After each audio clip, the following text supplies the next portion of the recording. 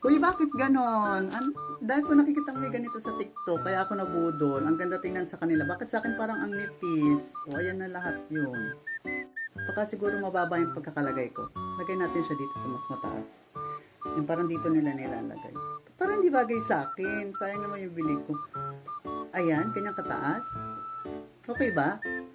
Parang hindi. Parang may kulang. Parang hindi siya akma.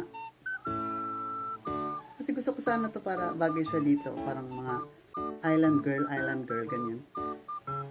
Bakit parang may kulang? Nakakainis. Ang taas ng expectation ko dito sa product mo. Okay ba? O dapat mas mataas pa? Paano ko to gamitin?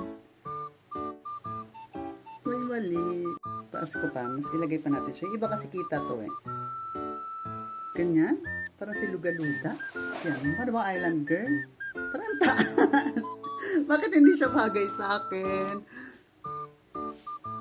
Ano ba yan? Mas bagay talaga sa akin straight. Parang may mali. Parang may mali talaga.